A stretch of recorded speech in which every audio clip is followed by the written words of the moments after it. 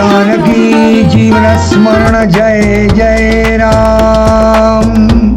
सद्गुरुनाथ महाराज की जय। नमस्कार, मैं आपका मित्र चंद्रशेखर तापी।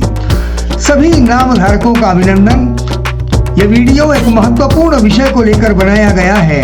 जो बात जीवन के मुख्य लक्ष्य के मध्य आती है, उसके यानी नाम लेने के मध्य आती है, यानी भगवत प्राप्ति के मध्य आती है, उसका सॉल्यूशन, उसका हल सदगुरु श्री ब्रह्म चैतन्य महाराज ने किस ढंग से किया, जो अत्यंत विलक्षण है। हमारा सौभाग्य है कि श्री ब्रह्म चैतन्य महाराज गोंदवलेकर जी जैसे संत के बारे में जानने सुनने मिलता है, श्री चरणों में वंदन करने मिलता है। उस पुण्य भूमि गोंदवले को नमन करते हैं, आप सभी को शुभकामनाएं देते हैं। तो उस सॉल्यूशन और हल को हम देखेंगे इस वीडियो में कि श्री महाराज ने कैसे किया। जीवन का मुख्य लक्ष्य है भगवान की प्राप्ति, उसके नाम का प्रेम प्राप्त करना। जब जीवन मिला है तो उसके साथ उससे जुड़ी हुई बातें मिलना तो स्वाभाविक ही है। इन पर ध्यान न दीजिए और आनंद लीजिए, नाम का आनंद लीजिए, भगवत नाम के प्रेम का आनंद लीजिए। और हमारी तरफ से शुभकामनाएं। पूरा वीडियो देखिएगा। निवेदन है कि चैनल सब्सक्राइब करें और अच्छा लगे तो कमेंट करें और लोगों को शेयर करें, ताकि श्री ब्रह्म चैतन्य गोंदवलेकर महाराज जी जैसे संतों के बारे में लोगों को जानकारी हो और उनका जीवन आनंदमय हो। शुभकामनाएं, आभार। ऐसा कहा जाता है कि अगर हम वही करेंगे जो करते आए हैं तो फिर हमें वही मिलेगा जो अभी तक मिलता आया है। इस बात का अर्थ यह हुआ कि जो लोग कहते हैं कि यह जीवन अनमोल है और कई जन्मों के बाद मिलता है और महत्वपूर्ण है, तो इसका अर्थ यह हुआ कि यदि जीवन में मानव जीवन के जो मूल उद्देश्य है उसको प्राप्त नहीं किया गया तो फिर अभी तक जैसा होता आया है वैसा ही रहेगा। अनेक जन्मों से ऐसा जन्म मृत्यु चलता आया है। इसलिए इस जीवन का महत्व समझते हुए हमें मूल उद्देश्य को प्राप्त करना है। और हमारे जीवन का मूल उद्देश्य यही है कि हम उस परमात्मा को, जगत नियंता को जान लें, पहचान लें, उसके नाम का प्रेम प्राप्त कर लें और इसके लिए कोशिश करते रहना चाहिए। ऐसा कहा गया है कि जो ईश्वर पर और सद्गुरु पर विश्वास रखकर कर्म और पुरुषार्थ भगवत नाम के साथ में करता है तो उसे सफलता मिलती है। जीवन में आशा, निराशा, हताशा, सुख, दुख, मान, अपमान, जीत, हार, सफलता, असफलता, ये तो मिलना तय है, क्योंकि इन सभी का जीवन में अपना एक महत्व होता है। इसलिए इन बातों में अपना समय न गंवाते हुए अपने मूल लक्ष्य भगवत प्राप्ति पर काम करते रहना चाहिए। ईश्वर अत्यंत दयालु है, सदगुरु अत्यंत दयालु हैं और यह सदैव यही सोचते हैं कि इंसान का कल्याण हो, और इसीलिए सदगुरु के रूप में, सदगुरु के माध्यम से वह कल्याणकारी कार्य करता रहता है। हमारा अत्यंत भाग्य है, सौभाग्य है कि हमें श्री ब्रह्म चैतन्य महाराज गोंदवलेकर जैसे महान संत के बारे में सुनने, पढ़ने और जानने का अवसर मिला। इस जीवन में उनका सानिध्य मिला। उनके वचनों के माध्यम से, उनके पुण्य भूमि के दर्शन करने के माध्यम से, उनकी पुण्य समाधि के दर्शन करने के माध्यम से, उन्होंने जो बताया है नाम, उस नाम के माध्यम से हम अत्यंत भाग्यवान अपने आप को समझते हैं और समझना भी चाहिए। सदैव नाम की प्रेरणा उनसे मिलती रहती है। श्री महाराज ने भगवत नाम के बारे में और जीवन के उद्धार करने के लिए प्रेरित किया है। उनका हर दिन, हर पल जगत कल्याण के लिए हुआ है। श्री महाराज के पास अनेक लोग मार्गदर्शन के लिए आते थे, उन्हें वे अत्यंत प्रेम के साथ में मार्गदर्शन देते थे ताकि लोगों का कल्याण हो सके। ऐसा ही एक प्रसंग का वर्णन इस वीडियो में दिया गया है। महाराज का मार्गदर्शन देने का तरीका अत्यंत विलक्षण है और उसके साथ में वो सहज, सरल और प्रेम से ओतप्रोत से भरा हुआ रहता था। एक बार की बात है कि श्री महाराज के पास में कई लोग बैठकर उनके अमृत वचन सुन रहे थे और बात बात में जीवन में चिंता का विषय निर्मित हुआ। तब श्री महाराज बोले कि मेरे यहाँ आने वाले लोगों को मैं चिंता में डूबा हुआ देखता हूँ, तो कोई तो यह बताए कि आखिर चिंता का कारण क्या है। कितनी महत्वपूर्ण और रहस्यमय बात श्री महाराज ने कही है कि जब सदगुरु के पास आ रहे हो, भगवान के पास आ रहे हो, राम के नाम के संदर्भ में बातचीत करने आ रहे हो, जीवन के कल्याण के संदर्भ में आ रहे हो, उपासना में आ रहे हो, सत्संग में आ रहे हो, तो भैया टेंशन का क्या काम है, चिंता का क्या काम है। महाराज के सानिध्य में रहकर चिंता का क्या काम है। चिंता की बात जानना चाहता हूँ कि आपके मुखमंडल पर चिंता का भाव क्यों पैदा होता रहता है। उनमें से एक ने बोला कि महाराज पैसा ना हो तो गृहस्थी क्या होगी। तब महाराज बोले आपका कहना सही है।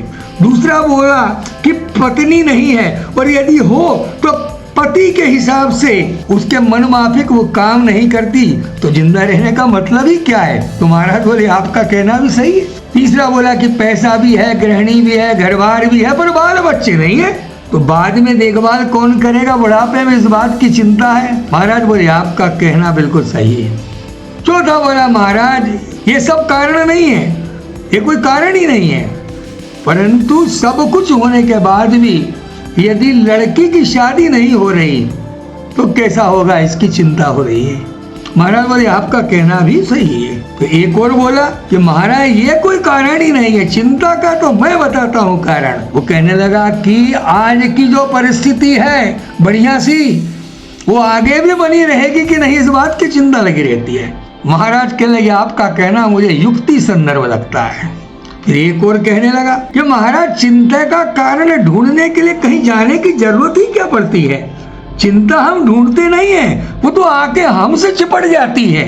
कोई भी बात हमारी इच्छा के विरुद्ध नहीं होना चाहिए जो हमारे हाथ में नहीं है, इस कारण भी चिंता होती है। और एक और बात है कि हमारा मन संकटों की कल्पना कर लेता है और हमें डरा देता है, इस बात की चिंता होती है। श्री महाराज मंद मंद मुस्कुराते हुए सबकी बात सुन रहे थे। श्री महाराज ने इन सभी लोगों की बातों को बड़े ध्यान से सुना, उनकी समस्याएं हैं, और जब सुनने के बाद श्री महाराज ने सोचा कि यदि ये समस्याएं बनी रहेंगी इनके मन में तो ये नाम कैसे लेंगे। और महाराज को तो नाम करवाना था, कल्याण करना था लोगों का। लोगों के कल्याण के लिए, उनकी चिंताओं का सॉल्यूशन करने के लिए महाराज सदैव तत्पर रहते हैं, आज भी है और हमेशा भी रहेंगे। फिर महाराज बोलने लगे, तब उनका तेजस्वी जो मुखमंडल देखने लायक था, अत्यंत तेजस्वी लग रहे थे, उनका स्वरूप तेजोमय था। उस तेजोमय स्वरूप के साथ श्री महाराज ने कहा कि चिंता पर आप लोगों ने जो जो बातें बताई हैं, ऐसा लगता है कि चिंता के विषय पर बड़ा ही चिंतन किया गया है, और ऐसा लगता है कि आप सभी की बातों को सभी लोगों को मान्य करना भी पड़ेगा। आप लोगों ने चिंता के जो जो भी कारण बताए हैं, क्या वो मेरे पास हैं? देखो तो कितने हैं। मेरे पास एक भी पैसा नहीं है, मुझे न तो लड़का है न तो लड़की है, न तो उनके विवाह की चिंता है। मेरे पास इतने सारे लोग आते हैं, उनसे कोई रिश्ता नहीं है, सब अपने अपने घर चले जाएंगे, तो मेरी देखभाल कौन करेगा, इसकी भी चिंता नहीं है। अपनी इच्छा के विरुद्ध कुछ नहीं होना चाहिए, तो मुझे तो लोगों के मनमाफिक काम करना पड़ता है। सारांश यह कि जो कारण आपने गिनवाए हैं उनमें से बहुत से मेरे पास हैं, पर मैं उनकी चिंता नहीं करता। इसका अर्थ यह नहीं है कि आपका कोई और कारण छूट गया हो। बात बात में वहां पर उपस्थित एक व्यक्ति जिनका नाम काका जी था, वो बोले महाराज आप अन्नदान के लिए बहुत प्रसिद्ध हैं, और आज आपके भंडार गृह में नमक मिर्ची के बस खाली डब्बे हैं। ऐसी स्थिति में 100 जोड़ों को भोजन कराने का संकल्प यदि किया जाए और बाजार से कुछ भी सामान नहीं मंगवाया जाए तो हम देखेंगे। महाराज बोले तो ठीक है, कल के दिन हम संकल्प करते हैं कि कल 100 जोड़ों को खाना खिलाएंगे, और इसके साथ यहाँ पर जितने लोग बैठे हैं वो बाजार से खरीद कर नहीं लाएंगे, और कल के लिए निमंत्रण दो। कल 100 जोड़ों को खाना होगा, प्रसाद होगा और राम जी को, और बढ़िया सा खाना होगा। महाराज की बात सुनकर लोग बड़े प्रसन्न हो गए कि देखते हैं कल कितना मजा आएगा। कल का दिन का इंतजार करने लगे। दूसरे दिन के लिए भोजन का आमंत्रण कर दिया गया और सभी लोग इंतजार करने लगे कि कल का दिन कैसा होगा। दूसरे दिन सुबह 10 बजे श्री महाराज राम जी के सामने खड़े हुए। अपार भीड़ थी। महाराज ने भजन प्रारंभ कर दिया। अभी चूल्हा ठंडा था, खाना बनाने का कोई प्रश्न ही नहीं था। लोग इंतजार कर रहे थे और धीरे धीरे रंगत आती गई भजन में। महाराज ने राम जी के सामने भजन प्रारंभ किया। भजन में रंग आ गया और भजन का विषय था कि हम किसी का क्या खाते हैं, हमें देने वाला राम है। ये श्री समर्थ रामदास स्वामी जी का भजन उन्होंने इतने विलक्षण ढंग से लिया कि पूरा माहौल रंग गया।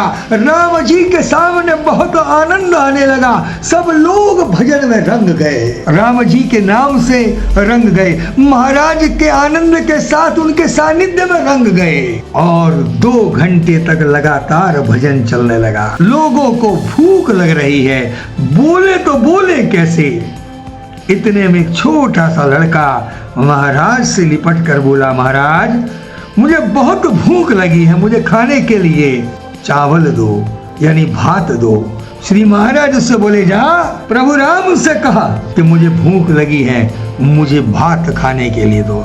इतने में मंदिर के सामने एक बैलगाड़ी के रुकने की आवाज आई। एक आदमी श्री महाराज की पूछताछ करते हुए देखा गया और धीरे धीरे वो मंदिर की तरफ आया। मंदिर में गया और उन्होंने दर्शन किया और बोला महाराज, और उन्होंने प्रणाम किया, राम जी को प्रणाम किया महाराज को और कहा कि महाराज मैंने मन्नत मांगी थी कि मुझे पुत्र हुआ तो राम जी को भोग लगाऊंगा। बच्चा होकर 1 महीना हो गया है, मैं मन्नत की बात भूल ही गया था। लेकिन कल रात मेरी पत्नी ने मुझे कहा कि अरे अपन ने मन्नत ऐसी मांगी थी। बस मैंने तैयारी करी और यहाँ आ गया। मैं साग सब्जी सब कुछ बनाकर लेके आया हूँ। सिर्फ निवेदन है आपके चरणों में कि आप राम जी को नैवेद्य दिखा दो, भोग लगा दो। जानकी जीवन स्मरण जय राम। अपार घोष हुआ, सब लोग आनंदित हो गए। राम नाम की गर्जना होने लगी। राम जी को उस गर्जना के साथ, नामस्मरण के साथ, उस आनंद में भोग लगाया गया। राम जी की जय जयकार करने लगे और उसके बाद घोष करते हुए श्री महाराज उठे और उन्होंने राम जी को साष्टांग प्रणाम किया। बैलगाड़ी को लेकर आए हुए उस आदमी को प्रसाद देकर विदा किया गया। श्री महाराज ने बाद में सभी लोगों को कहा कि जीवन में हमें थोड़ा धैर्य रखना चाहिए। परमात्मा अपने को मदद करने के लिए तैयार है, वो मदद किए बिना नहीं रहता। हमें अपने सच्चे मन से उस पर भरोसा करना चाहिए। हमारा मन स्वच्छ होना चाहिए, उसके प्रति विश्वास होना चाहिए, तो भगवान कभी हाथ नहीं खींचेगा। हमारे मन में थोड़ी सी भी इसके प्रति कमतरता दिखी या कमी दिखी तो भगवान मदद नहीं करता।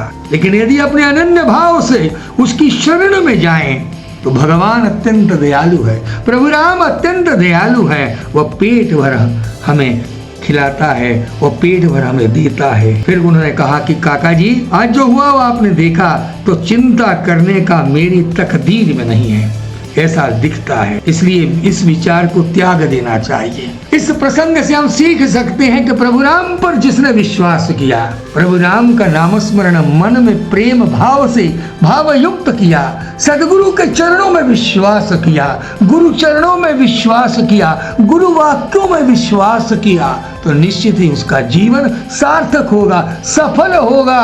और हम इतने सौभाग्यशाली हैं, महाराज की बातों को हमें सुनने मिलता है, महाराज का हमें मार्गदर्शन मिलता है। उन्होंने राम जी के बारे में कहा है तो निश्चित ही रूप से राम तो जगत नियंता है, जगत पालक है, कल्याणकारी है। हमारे महाराज भी, सद्गुरु भी कल्याणकारी है। सद्गुरु हमेशा कल्याण की बात करते हैं। तो एक बार बोले सद्गुरुनाथ महाराज की जय। तो चिंता जीवन में न करें, आनंद से रहें। महाराज पर, प्रभु पर, अपने नाम पर, खुद पर अपने परिवार पर विश्वास रखें, अपना काम करते रहें, भाव युक्त नाम लें, प्रेम युक्त नाम लें, तो निश्चित ही महाराज हम सबका जीवन सफल करेंगे, सार्थक करेंगे। सद्गुरुनाथ महाराज की जय। आपका मित्र चंद्रशेखर तापी इसी निवेदन के साथ कि आप मेरा चैनल सब्सक्राइब करें। शुभकामनाएं। बी हैप्पी, बी हेल्दी और बी सक्सेसफुल। प्रणाम, नमस्कार। चंद्रशेखर तापी।